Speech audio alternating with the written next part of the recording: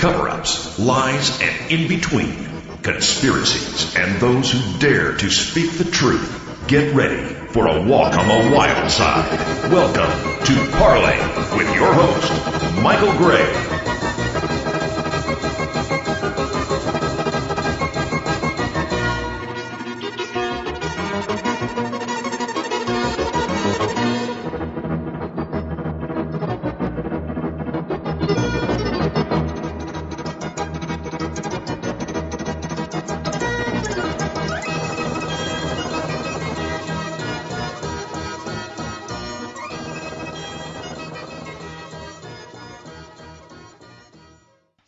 Hi all, I'm Mike Gray, this is Parley, and we have a really great show tonight, or today, or depending on when you're listening. We have a very, very special guest and a dear lady, Miss Charlotte Iserbyt, and she wrote the book, The Deliberate Dumbing Down of America, which I highly recommend everyone, it should be on everyone's list of reading. Miss Iserbyt, you there? Yes, I am. Good morning. Hi, ma'am, how are you? Right, I'm fine, thank you. How are you? Oh, very good, very good. I just want to tell you what a pleasure it is to have you. I've seen your interviews on InfoWars and other venues on the internet, and I've browsed your book. I'm not a big reader, but I did browse your book, The Deliberate Dumbing Down of America, and it's an excellent read. I highly recommend it. Yes, well, it's now a free download at my website, deliberatdumbingdown.com, so everybody can read it. In fact, I love to read it there because it has so much research that I continue to use that research. I just get on the internet and I scroll down in the index and find what I want, and then I just scroll to the page, and then I can cut and paste whatever I want, paste it into articles, paste it into emails. So the proof, the authentic, the research is there for the world to see how the United States was deliberately dumbed down. It did not happen by mistake. And, there's also good proof on that. There's a very good posting at my son's website, AmericanDeception.com, and you just type in the word Hignite. It's a fellow who took a test in the 1953, I believe, in Central California, a public school in Central California on the Constitution, a test, and he got 99. And the test is there. It's in his own handwriting, and it's Hignite, Hignite, and you would type that into the search box at American Deception if you want to know how deliberate the dumbing down was, because at that point in time, the United States had a superb education system. That was 1956, I think. Right. And it shows what happened. And my son, who owns the website, he said that he'd had as many hits for that as he had for the whole 3,000 pages of the Reese Committee investigation of the tax-exempt foundations, which shows how important that. It's just a few pages, folks. You can go in there. You look at how schools used to be run, okay? Yeah. They used to have shop class. They used to have, all kinds of. And school lunches, you know what I mean? It's not just the education, but the school lunches were, really decent, Oh, yeah. It's just, schools have gone from teaching really to indoctrination centers. Well, yes, since 1965, with the original Elementary Secondary Education Act, that was when they changed education from what you know in your head, academically, what you learn. You have to memorize, learn, take tests, and all write. They changed it from that to performance-based, and that's really dog training. Perform. Right. Yeah. And that is Skinner. That's Pavlov, because we are putting in the Soviet system, and people will say, how can she say that? Well, that was, again, we have the research, a different website. It's in the Deliberate Dumbing Down of America, but the actual document where we get the proof that this has been deliberate is at my son's website, and type in the word conclusions, and you will have pop up right in front of your face, a 1934 document entitled Conclusions and Recommendations for the Social Studies. And that was, this little blue book was published by the Carnegie Corporation in 1934, and it basically calls for using the schools to change America's free system, its capitalist economic system, to a planned economy. And it also calls for, in some instances, taking our land. So this is what Americans have to know, that there's nothing new about this. It took them this long to... Can I say something about that? Yeah. I always wondered why it went from history class to social studies. Did you notice that? Oh, yes. Absolutely. And they kind of, because I remember when I was in school, and they'd go, oh, yeah, this is social studies, but they kind of said, well, it's history. Yeah. See what I mean? Yes, they did that, and there's a wonderful entry in my book that you could go and look for. I think it was New York Times. Look under New York Times. There are quite a few articles there, but I think one of them, it says switch to social studies or switch to American social studies is changing or something like that. It's a New York Times article about how they changed from history, like the Battle of, Battle of Princeton or whatever, and George Washington and quotes from that and the Constitution. They changed to what's going on now, like Marilyn Monroe, things like that. That article is very important. And before I even became involved, I think it was the first article I clipped. It was back in the 70s because I was on a local school board and I knew what was happening there. And I clipped it and I kept it. I'm very glad I did. It's one of the hundreds of articles that are included in that book that prove that your listeners can use. They can go in there, cut and paste too, just like I do, and they can cut and paste and send that an article, an email to the superintendent or to the local school board, and say, "Look, I know what you're doing. This is the history of what you're doing. Read this." Yeah. Yeah. Well, you have to wonder why they teach out of textbooks and not history books. Do you know what I'm saying? Well, yeah. I mean, because they wanted to completely change the whole format, and they have pictures, all pictures in the social studies books, whereas the old textbooks, were mostly text, and you had to learn about ancient history and modern European history and American history, and you had to learn. And at the end of each chapter, there were questions, and then you'd have a test, and then you'd have to write a paper on it. So there's no question that I think the whole country, maybe, well, I don't know, not the whole country. I've been involved in this for almost 40 years, and I think that a good percentage, I have no idea, of Americans do realize now that either, the schools just failed them miserably as they spent more and more money. The test scores went down. They see that. But whether they know it was delivered or not, I don't know. And that's why that particular that book at my son's website is so important.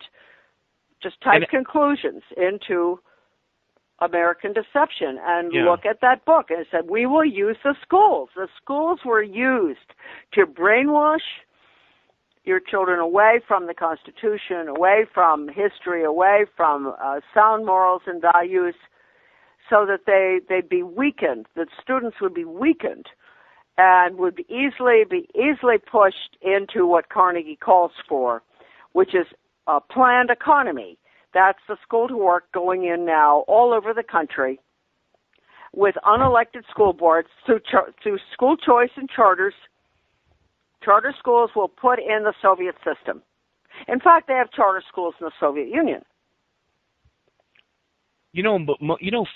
What is it, like more than 50% of high school kids in the last 20 years or 10 years don't graduate high school?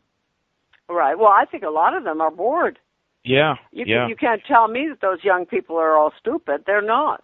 I have Right. a son who did graduate because, they really wanted to get rid of him because I was on the local board. But he's very, very bright. He's the one that has the website. No, but I remember school. Like they would teach consumer math. Yeah. And just really, just bizarre. You know what I mean? Just some of the stuff that they would teach was just not enlightening, we had. Yeah, well, we know this. We know that the dumb down has happened. I mean, we had one of the requirements for graduation in my school district, and when I was on the board, I just couldn't believe it. They put the what a student should know, and it was how to find the local welfare office in the town next door to us. Excuse me. Wow. Yeah. And never any. I've never heard a teacher, in all the years I went to school, and I've been to school, and graduated high school, none of them ever said to any of us, hey, you could start your own business or be an entrepreneur. That was never taught. No. Or suggested or mentioned, Well, the thing is, the dumb down has been going on for a long time, and I think the political end of it is the scariest part. And I've got a marvelous article here that's 1948. Now, when were you born? 72, ma'am. All right. Now, look, it's called Education for the New Social Order. Tragic Results Now Apparent by Augustus G. Rudd, Chairman of American Foundation, Guardians of American Foundation, delivered before the National Society of New England Women, New York, February 26, 1948. It's an incredible thing. It talks about Carnegie, too. It talks about that book I mentioned. But it says here, let me read this, okay? Okay. College poll shows 63% favor socialism. 1948. And we wonder why in 2015 nobody understands what we're talking about? If in 1948, let me read this. It starts here. Students lose faith in the American way. At a delightful garden party near the banks of the Hudson River, there were present several students from a nearby women's college, two of whom I engaged in conversation. Although these young ladies were born and bred in the finest American tradition, I was amazed to hear their opinions on economic and political philosophy. Both held that our American free economy was outmoded, that the profit motive was bad, and that socialism would be an improvement. Both were lukewarm about the value of the Constitution of the United States, saying that it outlived its usefulness in many respects and now retarded democracy. One said that communism was a modern form of democracy from which we could adopt many desirable features. In short, these college girls had little or no faith or belief in our American system, regardless of its glorious record of material and spiritual blessings, the envy of oppressed peoples all over the world. College polls show 63% favor socialism. No doubt all of you have had similar experiences, for this leading girls' college is not unique. It could be any of about two-thirds of our colleges for men or women, north, south, east, or west. For a carefully conducted survey recently revealed that nearly two-thirds of our college students favored socialism. Okay, I won't read anymore, but that is so important. Right. We wonder, you wonder?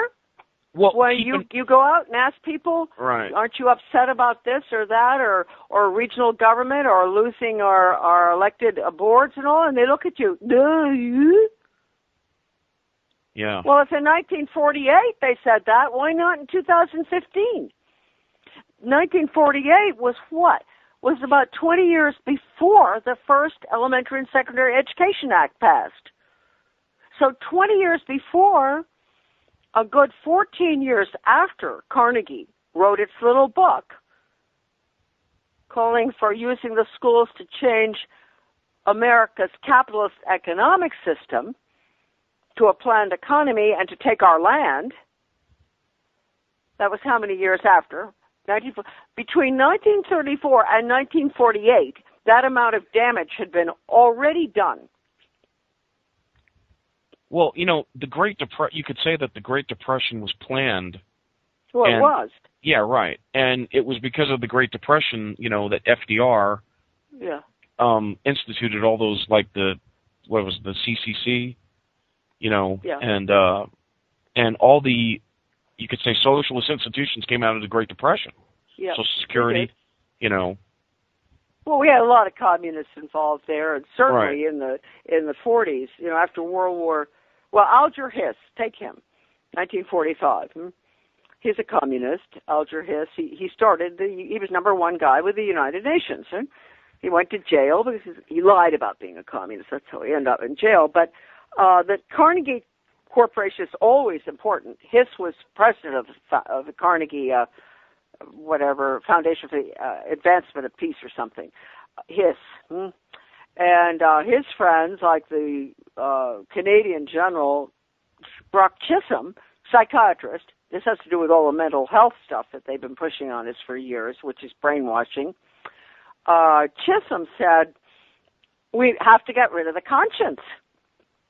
And the teachers have to be retrained to be little psychiatrists. And that's what they did. In 1965, they passed legislation, the Behavior Science Teacher Education Program. Retrained teachers all over the country. Teachers hated it, most of them. They had to go through it. Most of the teachers have really had a big battle on their hands trying to hold on to the traditional system. But they were trained, in mental health. And that's the whole focus. The Soviets, the communists have always used mental health. And that means all these dreadful programs to do with everything except academics, right? My old office in the Department of Education had the National Diffusion Network, and that they developed all these values-destroying programs in my old office, and then they were shipped out across the country into every state, teacher training, like we call, like the new model me, soul psychology, positive attitude toward learning. This was what we've had these programs since 1970, definitely. And the children, our children have been completely brainwashed. And academics, that's not the focus anymore. It's how you feel about everything. It's social justice. It's Marxism. Critical thinking is Marxism. And then we had the agreements. We've had agreements several times. President Eisenhower signed the first agreements with the Soviet Union in 1959 in every area, not just education. And then Ronald Reagan signed the major agreement with Gorbachev, merging the two systems, education systems, in 1985. At the same time, Carnegie, again, here we go with Carnegie, signed perhaps even more dangerous agreements with the Soviet Academy of Science. And those agreements were in regard to the development of computer software for early elementary school children in critical thinking on the computer, huh? Okay. Right. Now, we have a wonderful quote from Dustin Houston, the head of the World Institute for Computer-Assisted Teaching. He said, "Won't it be wonderful when the child in the most remote area of the world can have the benefit of the world's finest psychologists on the computer, and nobody can get between that child and the computer." Right? No, that means you, mom and dad, right? And everybody, huh? That's your children are being brainwashed constantly now with the computer. They're starting it in the minute the baby's born. They're starting the mental health stuff. And they're collecting information from all sorts of testing, psychological testing and all. And then after kindergarten, they're not only testing your child on the computer on his attitudes, values, and beliefs towards God, towards the country, towards world government, towards the UN, towards UN Agenda 21. They're not only doing that, they are monitoring with the new technological devices your child's behavior. Like if your child is bored and say he's in 5th, 4th grade and staring out the window for a minute at a bird or something. They're photographing that. They have a little video camera, and that goes into the record. And so it says that's a mental problem, right? He's bored. Okay, well, why wouldn't he be bored in the classroom? So what I'm trying to say is it's become very dangerous. Yeah, everything is going to be any little thing you do is a mental disorder, right? Yes. If you stare out the window, if you even like ask questions. That's right. Oh, yeah. You know what I mean? In other words, just sit down, shut up, listen to the indoctrination, and don't rock the boat. Hey, do you know that now it's required reading? And this floored me. You know the book The Hunger Games? Oh, yes. Horrible book. Yeah, that's a book about the state, having these children, participate in games in which they kill each other. Yeah, I know that. It's and horrible. That's required reading in schools. Well, what happened to Dickens and Mark Twain and, No, well, you see, we've had this for a long time, and in the private schools as well. Sometimes they're even worse. Some of the elitist private schools are really bad, brainwashing for world government. But I have an article somewhere. It was from a UK English newspaper about 15 years ago. I love that article. The students in high school were complaining. I remember the picture of the students. They were complaining about the books that they were required to read. They hate them. They hate these depressing, horrible books. And they wanted to go back to literature and the classics and some of the really good, uplifting books. They were complaining. And that is not an isolated instance. What's isolated is that it got reported. And I think that all of our children, we don't have to go back to Mary Poppins, but that's fine. What's wrong with Mary Poppins? Winnie the Pooh, all that. But, the wonderful books that are out there for our children that they used to love. I can't remember. It's so long since anybody even talks about them, but in high school I had them. And English literature. So it has been a deliberate, very depressing dumbing down, too. That's what the English students were saying. They're sick and tired of this depressing stuff about death and dying and like Hunger Games. They're sick and the kids and are being told that you're causing the death of the earth or destruction of the earth. People are bad. Human beings are the cause of all the misery on the planet. Yeah, Mm-hmm. I mean it's basically the elite telling the masses that they're just dummies and monsters. That's right. I mean it's sick. Well, I'm looking right now. I just saw something here. I mentioned to you this. I'm looking at something that came out of the National Alliance of Business. This is a piece of paper. It's called National Alliance of Business. And the date on it, I think it was 1998. The Business Force of Workforce Development. It's called Work America, this piece of paper. And it says Volume 15, Issue 5, May 1998. Knowledge Supply Chain, Managing kindergarten through age 80 learning. You hear me? Yeah. Yeah, I'm looking at it right now. I'm looking at that. I love to use that in interviews. I've never known anybody who didn't. I've never known a guy or gal doing radio who didn't go, ugh. Yeah. Imagine an 80-year-old person having to, how the hell are you going to, where is this 80-year-old person going to report? To what class, I don't know. Yeah. It's insane. It is insane. But let me read you something. This is a very important quote. Sure. Which explains the school to work thing and NAFTA, North American Free Trade Agreement, and all the corporations going overseas, so U.S. ends up with no good jobs. But this fellow, I use it all the time. It's probably, I don't know, I've got 2 or 3 that are good. Okay. Thomas Stick was with the William Spady, who put in outcomes-based education mastery learning. That's the Skinner-Bloom program, referred to in 1978 in the Washington Post as pigeon training. He put this into the failing District of Columbia Public Schools in 1978, this guy. And then he was appointed to the U.S. Department of Labor's Secretary's Commission on Achieving Necessary Skills. He said this in the Washington Post, and the title of it was called "Experts Say Too Much is Read into a Literacy Crisis." Here we go.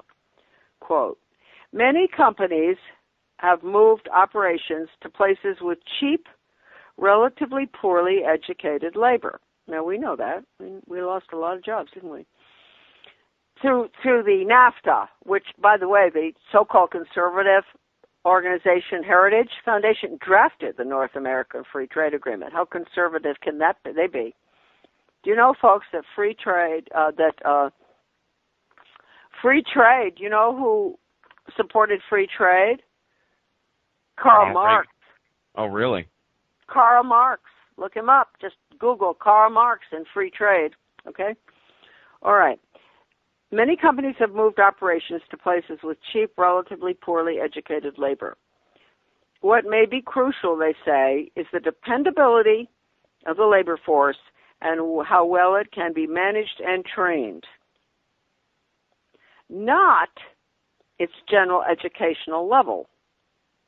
Although a small cadre of highly educated, creative people is essential to innovation and growth. Now, this is the horrible part. The whole thing's bad. Ending discrimination and changing values are probably more important than reading in moving low-income families into the middle class. Now, if that doesn't tell you what they've been up to, see? Right. That's why they dumbed everybody down. Right. And brainwashed them. Ending discrimination and changing values, that's what they've been doing in the schools right here for a long time. That's why we have these low test scores. They think they're looking for a workforce. And that quote tells you exactly what they're looking for. Now, in regard to the school-to-work agenda going in all over the country right now, this is from Eugene Boyce, University of Georgia. Professor, The Coming Revolution in Education, dated 1983.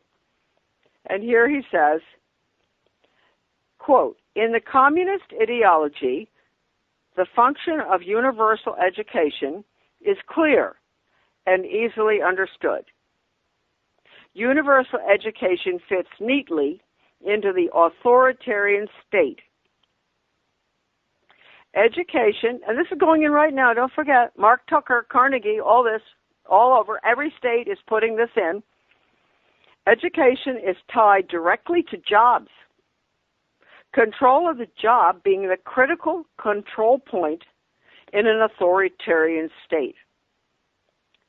Level of education, and consequently the level of employment, is determined first by level of achievement in school. Now, this is the key. They, in communist countries, do not educate people for jobs that do not exist.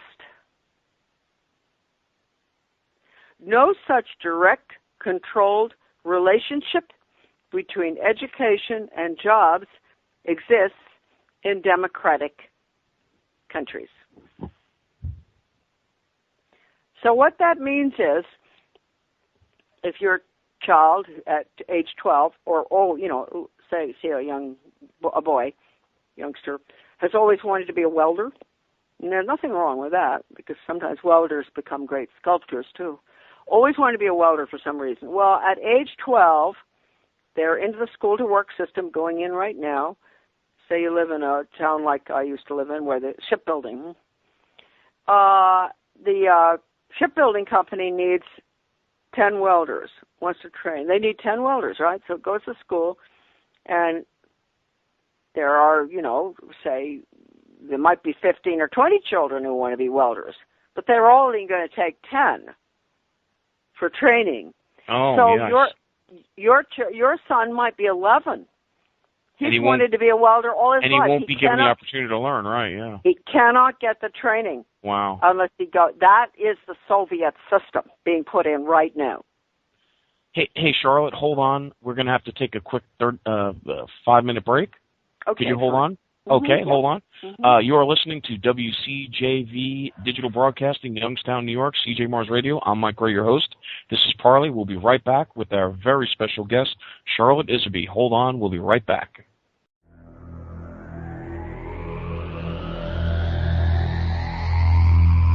You are listening to WCJV Digital Broadcasting, Youngstown, New York.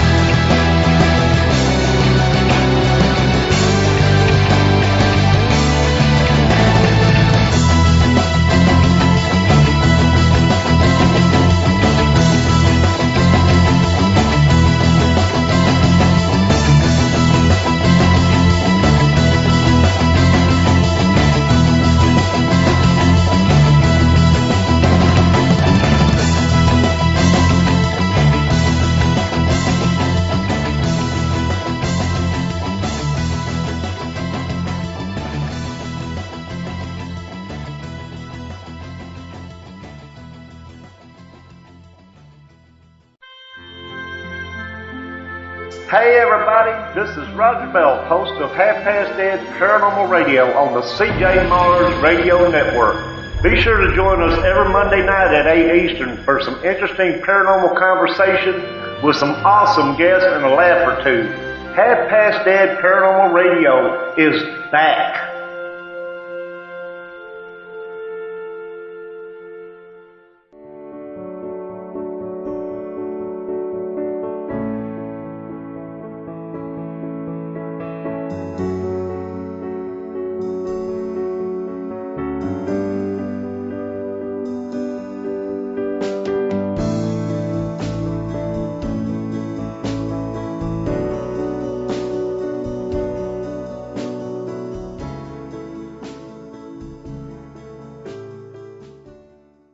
Okay, we are back. This is Parley. I'm your host, Mike Gray, and we have our very, very special guest, Miss Charlotte Iserbyt, who wrote the book, The Deliberate Dumbing Down of America.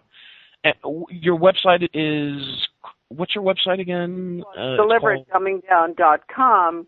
Yes. And then there are two other websites, ABCS of OF, right? ABCSOF.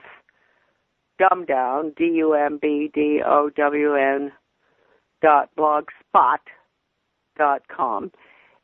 That, and the other one is a great website of my son's, AmericanDeception.com, that has the Carnegie paper, 1934 book, 1934, Conclusions and Recommendations for the Social Studies. That's the one that calls for using the schools to change our capitalist economic system to a planned economy and to take our land. That little book, you just type the word conclusions into the search engine at AmericanDeception.com. That is really all one needs to prove. You see, we're putting it in now. That's the reauthorization of the Elementary and Secondary Education Act that's about to pass right now. That's people have got to call their senators and say, vote no on the reauthorization. They have to do that because, and that could pass. It will, the latest it would pass will be May 15th. It could pass earlier. So the urgency there is immense. Now, a good 1/3 to a half of that legislation is charter schools and choice. Right. You were mentioning Lamar Alexandra. Tax-funded. Tax-funded school choice is no choice. What the government funds, the government controls. So all the school choice proposals are very dangerous. They're all federal and internationally controlled in order to put in this workforce training system. Lifelong, okay? Now, the bill, the reauthorization, which is the old No Child Left Behind, in the Senate that I'm asking you to call over, is Senator Lamar Alexander from Tennessee. And I believe, I don't know whether I mentioned that, he's the one that called for, back in 1983, after the Nation at Risk, the phony Nation at Risk report. They always need a phony report in order to get people to move on. It's dialectic, get what they want. After that report came out, Senator Alexander, at that time, he wasn't a senator then. I guess he was assistant secretary, actually, in my office. No, I'm sorry, he was Secretary of Education. He called for charter schools way back then. And people think it's new. They have charter schools in Russia, by the way, okay? You know, so, but anyway, so Lamar, he also, at that time, called for going into the hospital the minute the baby's born and following that child all the way through to college. So that's what the bill is all about. Lamar has not changed his spots. That leopard did not change his spots. Now, we killed it in the House, as I mentioned to you. We got the grassroots motivated. My blog got the grassroots motivated to such an extent they killed. I've never heard of such a thing as our people being able to kill a piece of legislation, and we did. The conservatives, so-called, all the groups across the country, the neocons, they did not take a position on that bill. And so we were left open to do. We took a position, no. And they were so shocked when they couldn't get the votes, the day of the vote, Representative Klein, he expected it to be a shoo-in. He didn't have the 200 votes he needed. So he tabled it. What they did, they said they took it off the floor because Homeland Security had to be discussed and reauthorized that day. So they took H.R. 5 off the floor because they knew they didn't have the votes. So in other words, we killed it, huh? Now, the reason I'm telling people this is that there's a very good chance that we could kill that same bill in the House. That's Lamar Alexander's bill and Patty Murray, the Democrat. If we killed it before, it's basically the same bill, we can kill it again. And as far as I'm concerned, there's no other piece of legislation in this country right now that is that important. Because if that bill passes, it's curtains for America. Right. That's finished. We're going to have womb-to-tomb services under the umbrella of the local school district. No elected boards. This is going in across the country. All the community services, this has been planned goes back a good 60 years. It's called community ed. And this means that all services, from taking grandma to see the leaves in the autumn, to abortion, to workforce training, to leisure, everything you can possibly imagine is going to be under the umbrella of the school district. It's called the hub. And the superintendent of schools will be in charge of everything, including homeschoolers. And we've seen this through the computer. You hear me? Yes, go ahead. All right. This is what we're looking at lifelong. And a friend of mine, she's Australian, she's a great researcher, American now, brilliant.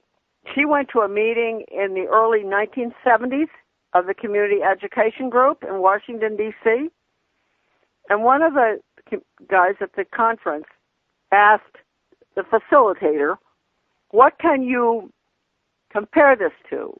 What can you liken this to? You call it community ed. And the facilitator said this is the Chinese communist system. Well, yeah, it does seem that they want to merge. I mean, you hear, China's the way to go.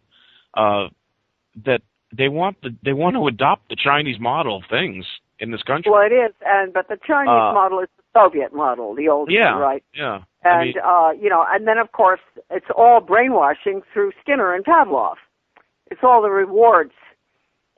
Everything has to be rewarded in order to get the person to do it again, just like a dog trading.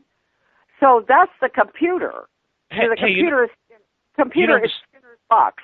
Ms. Iserbyt, did you hear that, when the Foxconn workers in China, the ones that were putting together the Apple products, they were committing suicide. They were going on the roof committing suicide because they were working them hard. Jumping out of buildings. That's right. Jumping out of windows. Do you know what their solution was to the people? They put trapeze nets all around the building.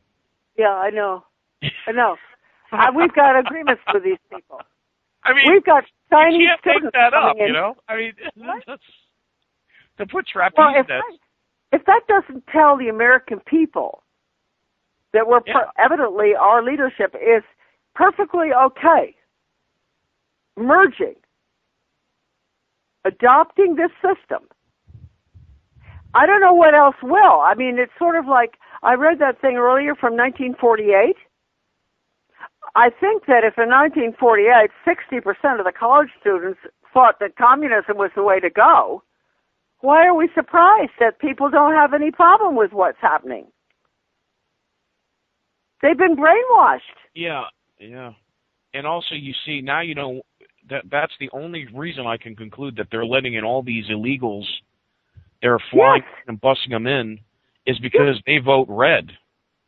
They vote red, absolutely, but I don't even know that they have to. I think we've been voting red all along because the right and the left are the same anyway. Yes, yeah.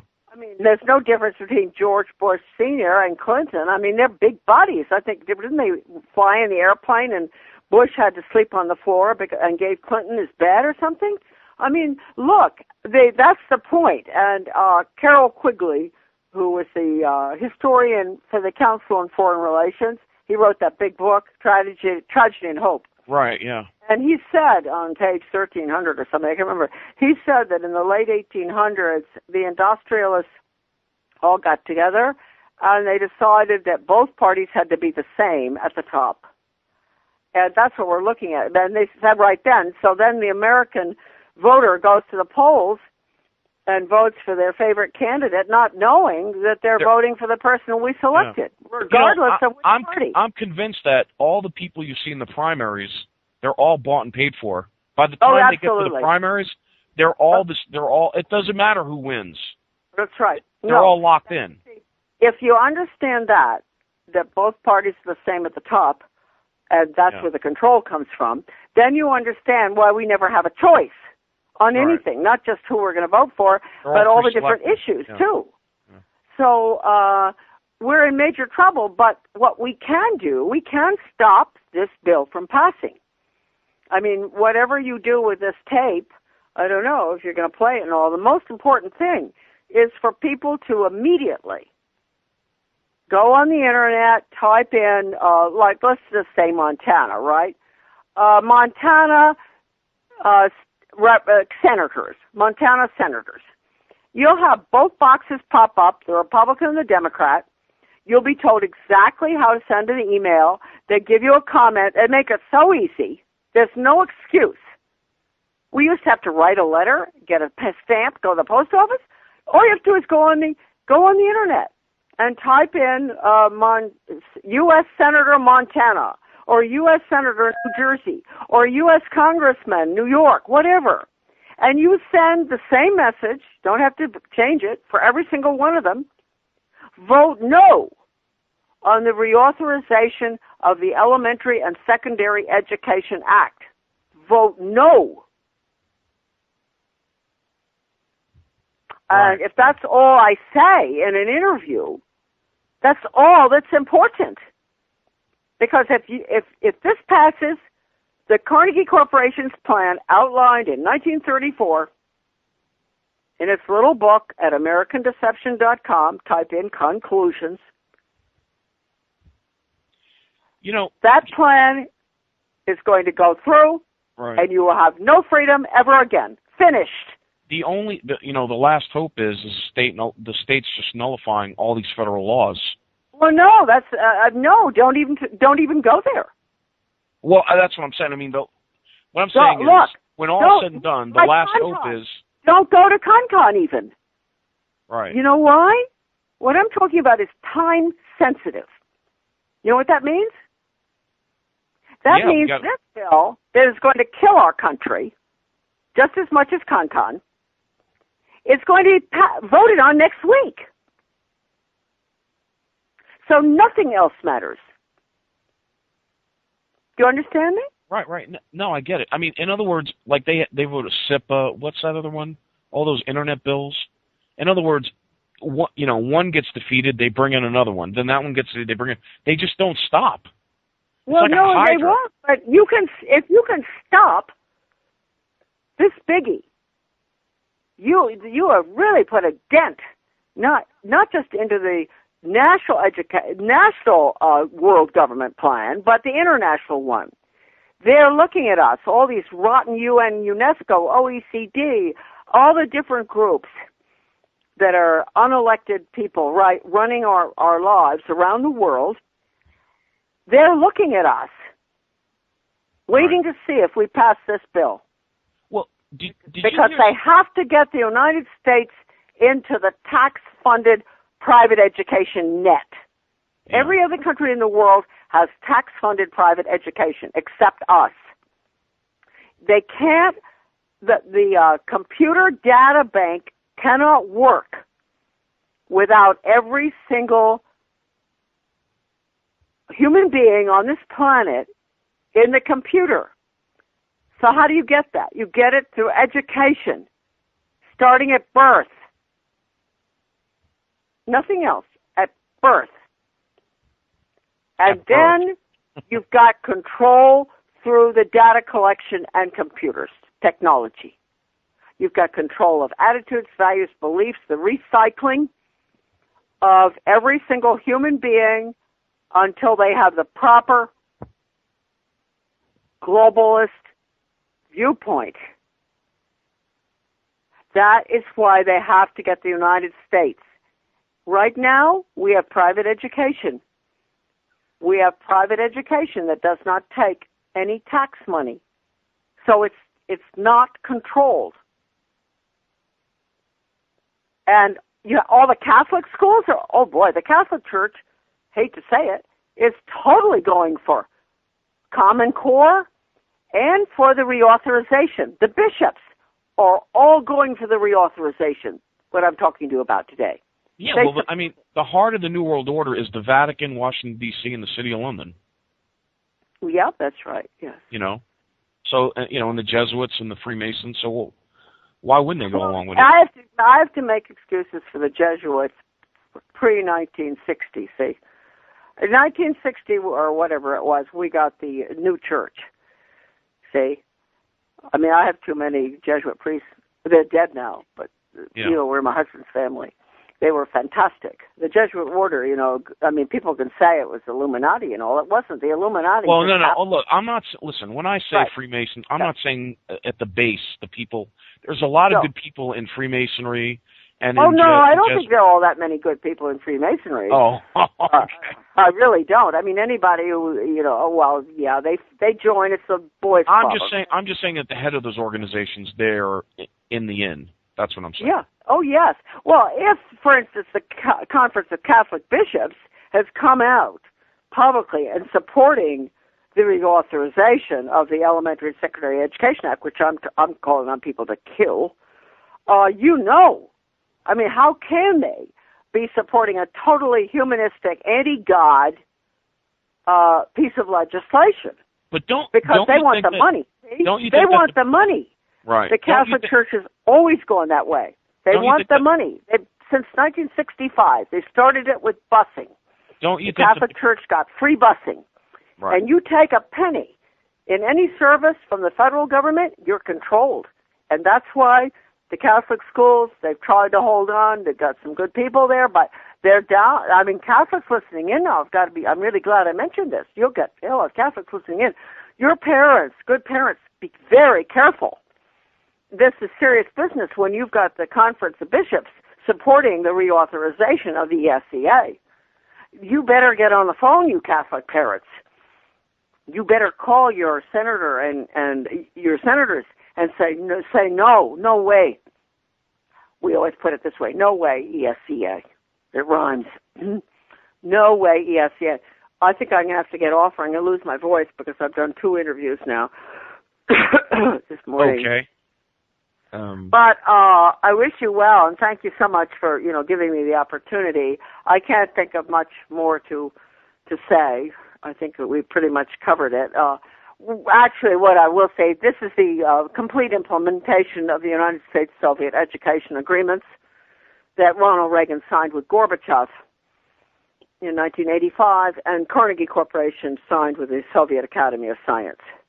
This is the implementation of that agreement, A to Z. Notice when Gorbachev left office, he came to live here. I know. Yeah, in San Francisco. Well, Gorbachev, he said in London, regionalism is so important, right? Regionalism, regional government, that is really communism. Well, they say he was actually a British agent, Gorbachev. Well, I don't know whether he was or not. He certainly he and Margaret Thatcher got along pretty well. Yeah. But he said, in regard to the European Union, he called it the new European Soviet. And if that's the case, that means that the North American Union, that they want us to get involved in, right? Pushing us on that one, Canada, Mexico, U.S.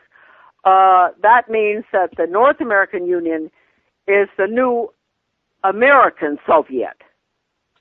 Now, that's pretty scary right there. Yeah. Because they're both regions, right?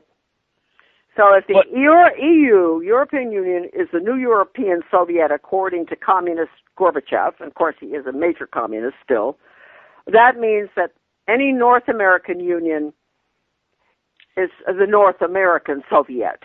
But don't you think don't you think that the highway from Mexico to Canada, that got blocked by Texas, and so that got put on hold? There's a lot of pushback.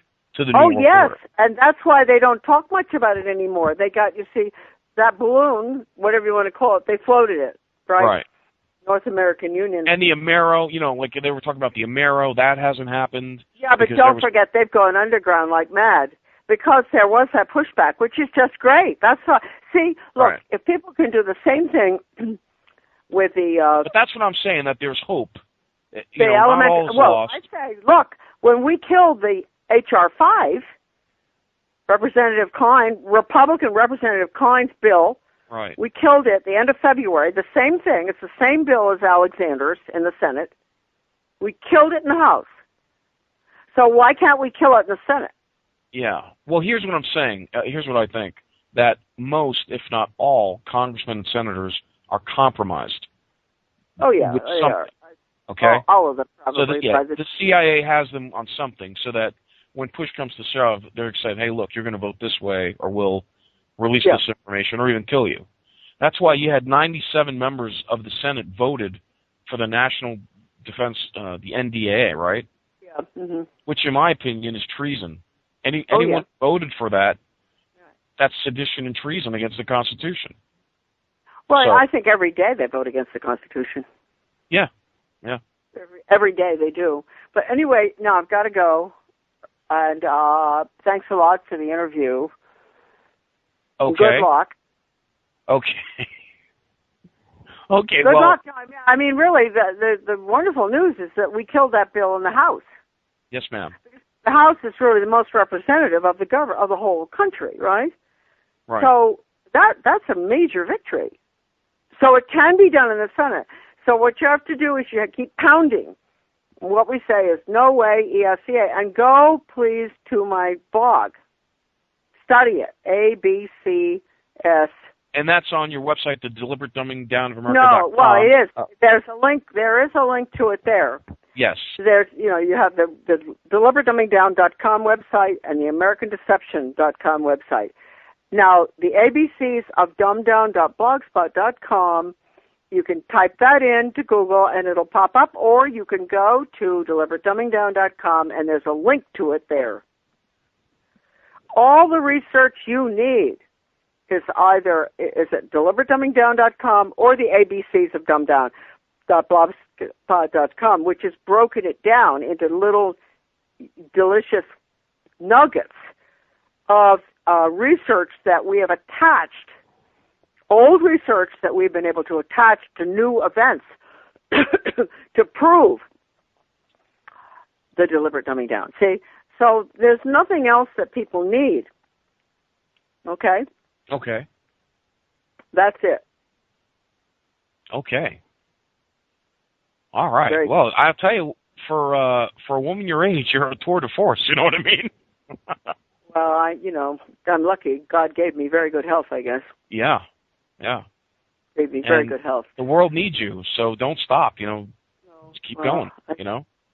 Well, I hope this bill will be killed. That's what has to happen. Wow. I'd love to do a roundtable with you and Rosa. Oh, I love Rosa. Yeah. Well, we're both on the same wavelength. She understands that regionalism is communism. Right, right. And that's the word that has to get out. Is that a show you'd like to do in the future with her?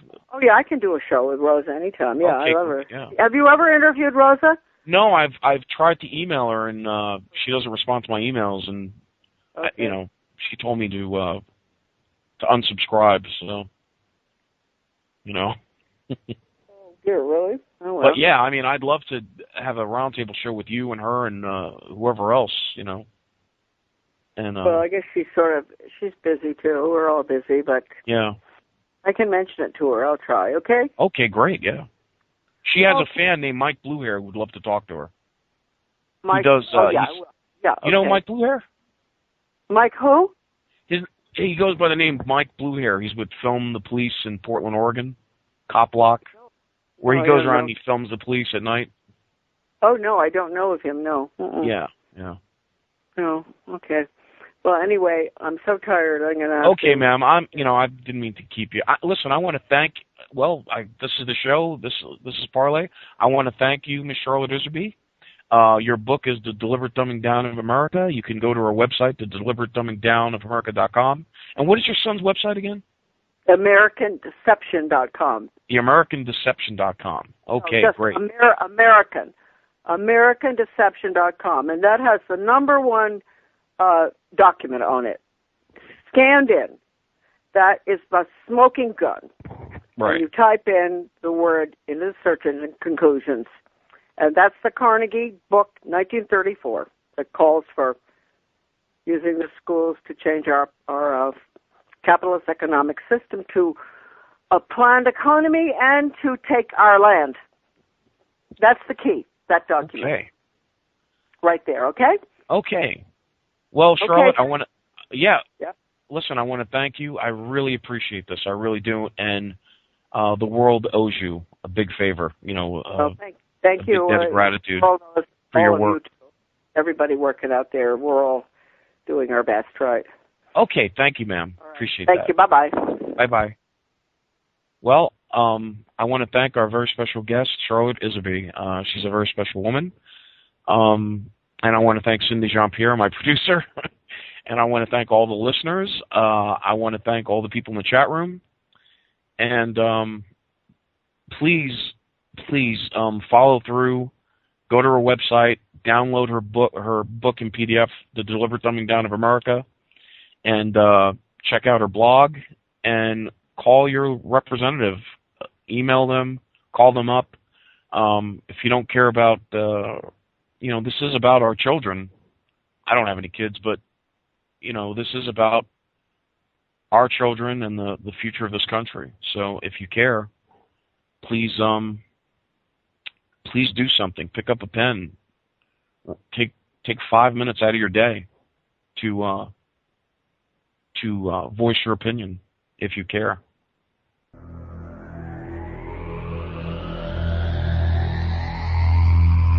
You are listening to WCJV Digital Broadcasting, Youngstown, New York.